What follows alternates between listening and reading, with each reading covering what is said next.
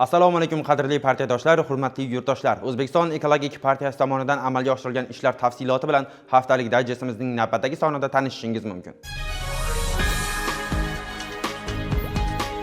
9 fevral kuni O'zbekiston Respublikasi Oliy Majlis Qonunchilik palatasida partiyamiz fraksiyasining navbatdagi yig'ilishi bo'lib o'tdi.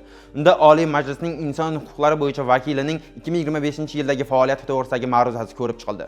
Muhokamalar jarayonida fuqarolar huquq va manfaatlarini himoya qilish borasida amalga oshirilgan ishlar atroflicha tahlil etildi. Shu kuni partiya markaziy kengashi bosh binosida Alisher Navoiy tavalludining 585 yilligi munosabati bilan Navoiy yodida yashaymiz mudom nomli adabiy ma'rifiy tadbir tashkil etildi.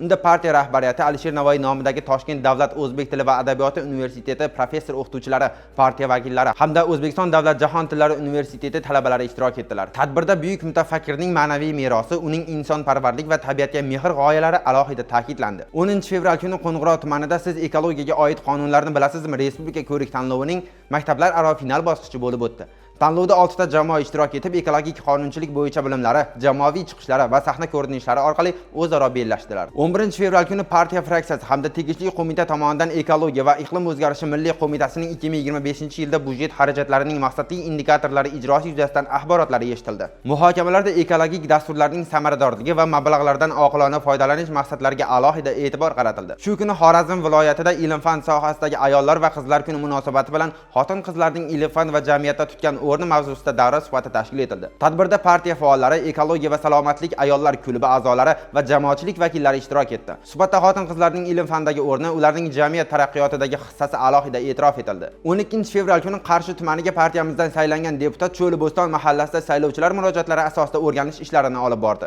Aholi bilan muloqotlar chog'ida ichimlik suvi va noqonuniy to'lov talab qilinishi bilan bog'liq muammolar aniqlandi.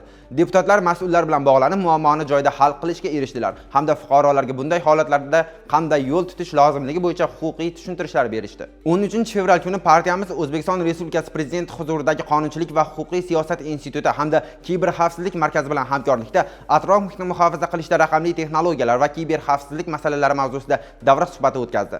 Mutaxassislar tomonidan raqamli texnologiyalarning jamiyat taraqqiyotidagi o'rni, axborot xavfsizligini ta'minlash va huquqiy asoslarni takomillashtirish masalalari yuzasidan mazmunli ma'ruzalar taqdim etildi. 14 fevral kuni partiya markaziy kengashi ijroiya qo'mitasi hamda Bo'stonliq tuman hokimligi hamkorligida biz inson va tabiat uyg'unligi tarafdorimiz shiori ostida keng qamrovli ekologik aksiya tashkil etildi.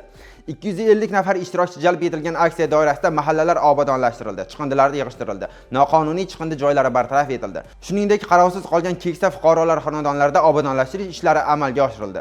Bu xayrli amal nafaqat hududni poklash, balki jamiyatda mehr-oqibat va hamjihatlikni mustahkamlashga xizmat qildi. Haftalik dayjestimiz shu yangiliklar bilan yakun topadi. Ekologik madaniyatni yuksaltirish, inson va tabiat uyg'unligini ta'minlash yo'lidagi ishlarimiz izchil davom etadi. Xayr, salomat bo'ling.